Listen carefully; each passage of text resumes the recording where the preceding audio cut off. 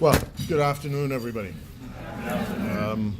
Thank you very much for inviting me here today, and I'm really pleased because it's been a long time since I've spoken actually to a Rotary meeting in Grand Bahama. It must be close to 30 years. Yeah, I'm pretty sure. Long time ago. And I feel kind of bad because Tony Miller had been asking me months for months while he was but I never made it. So anyway, I promised I was going to call him, but I didn't. So he doesn't hear about it. He knows. He does. Okay. All right. Very good. The theme, though, of your installation in your year is be an inspiration. And so I'd like to speak somewhat to that because we who call Nassau home constantly hear that there's so much pressure in Grand Bahama, economic pressure in Grand Bahama. And I suppose what's a good thing to do is to try and, at all times, to boost people's spirits. And certainly as a politician, I've always said how much I admire this city and this island.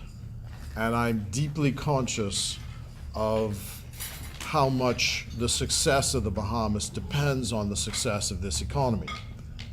And it is therefore incumbent upon us to make sure that it succeeds and not to let it be out of sight and out of mind. You'll know from the news that there are now 12 little boys and their coach in a cave in Thailand.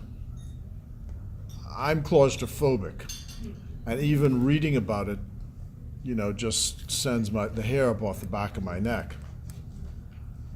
And I recalled, I don't know what got into me being claustrophobic, but going into a mine in South Africa, a gold mine. Somebody told me you want to go see a gold mine, so we went to see this gold mine, which is 2,000 feet below the surface. And you go down in the mine by an elevator, and everybody's like this, like sardines in the elevator. Then you get to the bottom, and there's a big gathering point, and then you have to go to where they actually mine the gold. And this is a seam on which you have to crawl on your hands and knees. And once you start going through, you can't turn around. You have to keep going until you reach the end of the seam and then turn around, come back. At one point, you can't even do your hands and knees. You have to crawl through on your stomach. And the gold miners spend the entire day, including eating lunch, on their backs, on these seams that are about this thick, digging the gold. That's how they make a living. I almost went crazy when I got out of there that night. I mean, I had a literal nightmare, and I thought to myself, what the heck could I have been thinking? To go, because if the thing collapses on you, so I was just thinking these 12 little boys being in this place for nine days and surrounded by water. And I was reading before I came here how they seem to be in good spirits.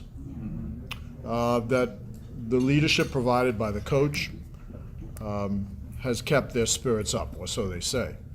And they leaned on the experience of you may have remembered the mining accident in Chile, where these miners, I think it was 33 miners, and they were down there for 2 months, and they eventually got out. So they're leaning on that experience, and they're saying it may take as long as 4 months for these boys to come out. They're trying to race against the water because there's a rain coming on Sunday, and they're trying to pump the water out to at least give them a fighting chance to get them out before Sunday. They have to teach them how to scuba dive. I mean, it's just a whole thing, and I just decided I better shut this off because, But they are still in good spirits. And I was thinking how life is always a contrast. That when you think you've got problems, you just listen to the problems of others.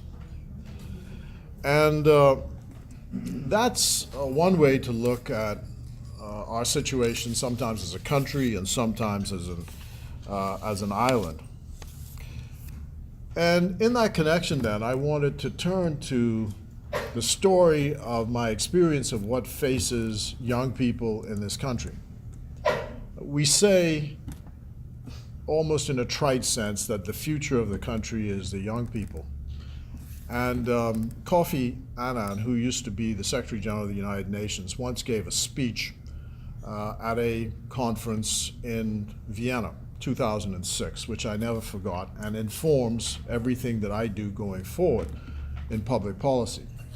And he said that we, governments, those who are in public policy, must commit, and he said, to a specific set-aside for young people to be engaged in the economy. So he gave as an example, if you're doing development, you tell the developer 10% of the jobs must go to people under 25. And the UN defines youth as 14 to 25. And he said, you have to make that decision because younger people have to make a commitment to the societies they're in. And there's no point in being in a society if you're not engaged in it and it doesn't provide a benefit for you going forward. So I thought that reinforced the view that I'd had before in any event, that I learned here in Grand Bahama from a pastor who used to run the Lutheran church. He said to me that you've got to educate your population because it is the best way ultimately to govern the population, because it's ideas that will cause the country to grow and develop. And the only way you can come up with ideas, and execute those ideas, or the better way to do so, is through education, so the investment can't fail. And that's why I think our focus, almost singularly in a way, should be on what's going to happen to them. And I get frightened sometimes because they talked about in the bio of my connection with Sandlands Primary School, and the teachers there telling me, if we think we have social problems today, you have no idea what's coming up out of these primary schools. And I can tell you some of the stories that I hear from adolescent children today who go to Doris Johnson or who are in junior school in L.W. Young, which is the time I get to engage in them, about their family lives and the way they live and the violence they're exposed to on a daily basis, just walking from the Doris Johnson basketball court to their homes. The gauntlet of violence that just faces them. In the time that I was the representative in Foxville, I think on 3 occasions, the kids in the Sandlands Primary School actually saw people either being beaten or, in one case, actually killed in the schoolyard. Primary school children. And so the last experience that I had engaging with children of adolescent age, and one of the side stories in dealing with the coaches is that, finding a place to live for adolescent boys is a huge problem in New Providence. Nobody wants to be with them because they're difficult to handle and so on and so forth. So if you are an adolescent boy, and there are lots of people, because they come from the islands to go to high school, particularly to play basketball. And the only place in New Providence for adolescent boys that we know of is Christ the King. The Anglican Church has 12 beds, which they make available for adolescent boys. Otherwise, you're out of luck. And these boys face problems like, as soon as you backtalk the foster mother, she says, get out of the house. And adolescent boys, they don't like coming in on time. They don't want to wash the dishes, so on and so forth. These are just normal problems. but it's a flashpoint. But to get back to the more general story, the Public Scholars Program was established when we were in office in 2015 by the then minister responsible for education. And he was telling me that he was looking at the allocations of scholarships, the reason why the program was invented. This is called the Public Scholars Program because it is a scholarship program which is only available for those who go to public schools. So you can't access this scholarship if you go to private school. And he said, here's why he came up with this. 6% of the recipients who got, before the program started, the entire scholarship program for the Bahamas government, 6% of the recipients came from the public school system.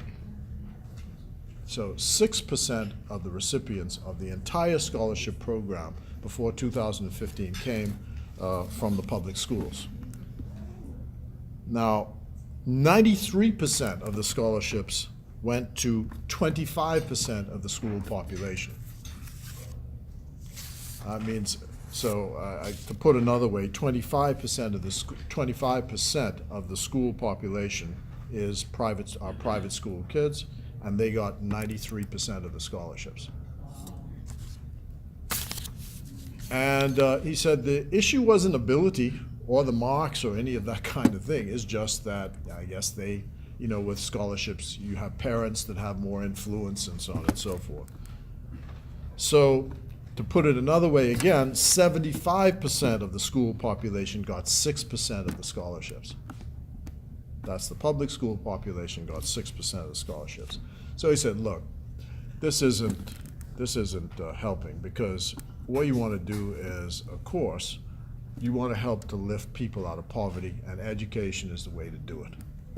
All of the data tells you the way to lift people out of poverty is education, education, education. You can't beat it. So he wanted to make it at least 50-50 by the year 2020, and I gather that the present administration has adopted that plan.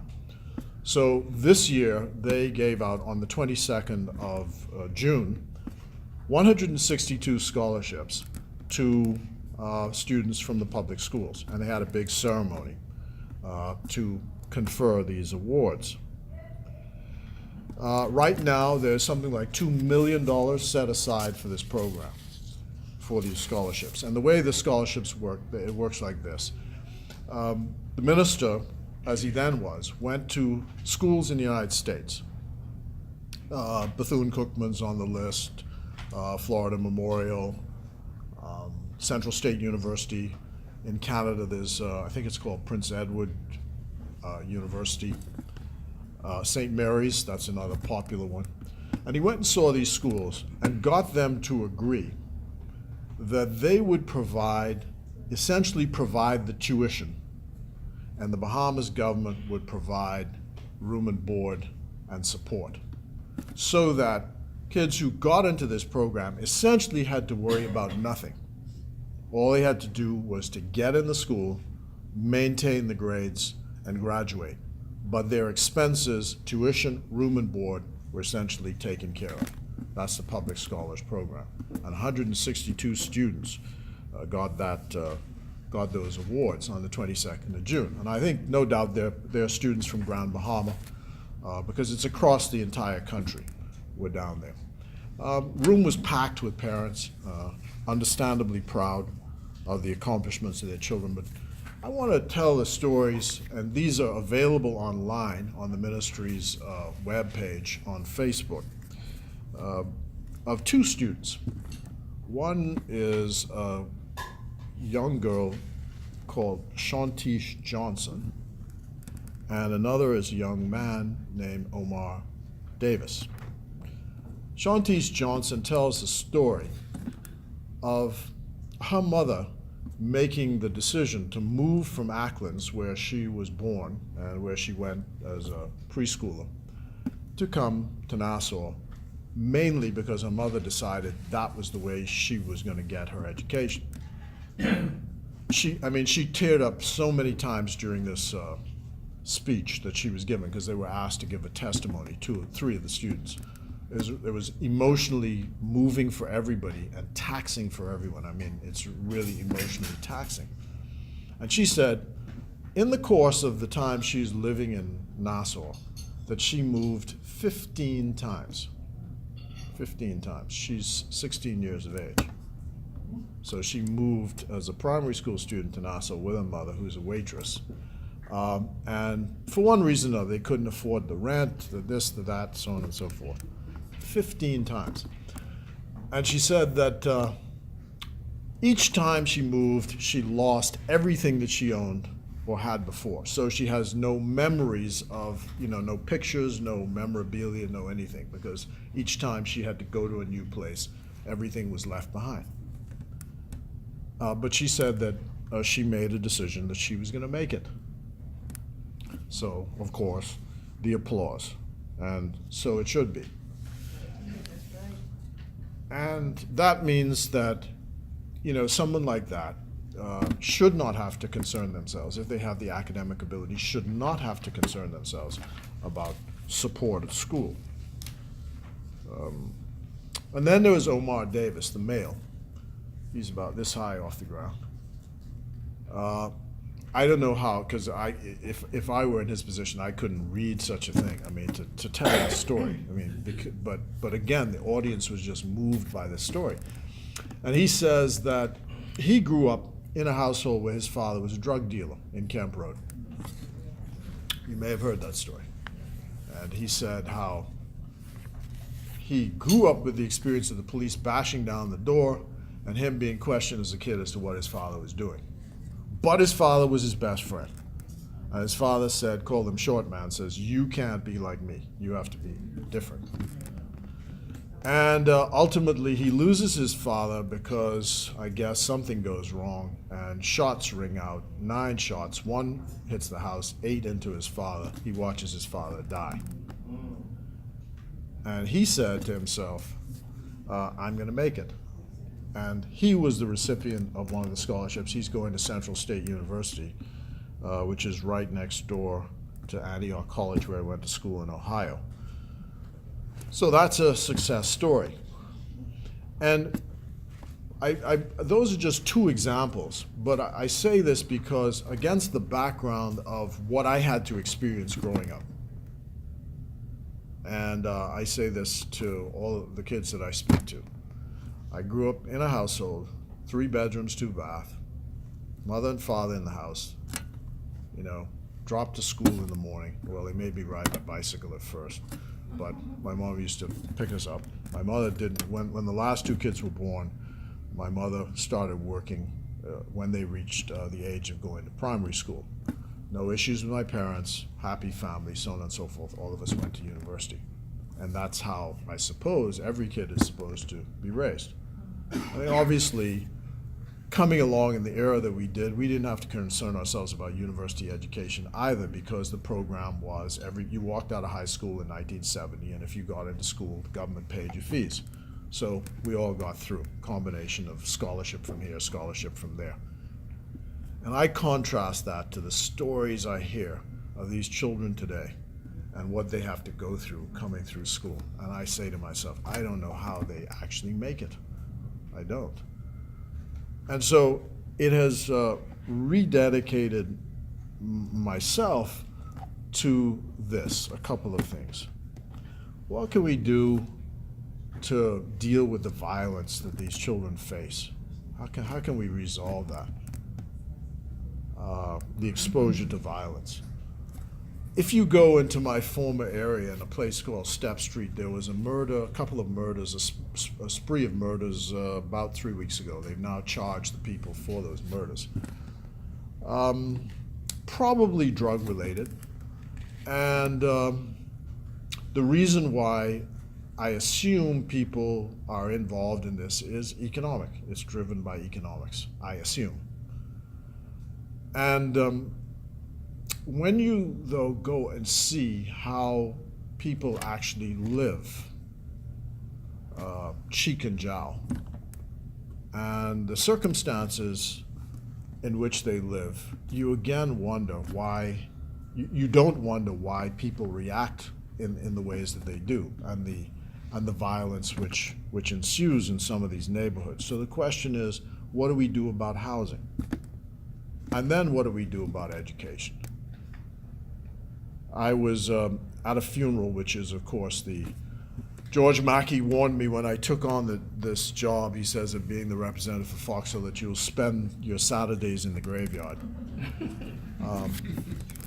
So I was at a funeral on Saturday, because I still have the responsibility to nurse the constituency.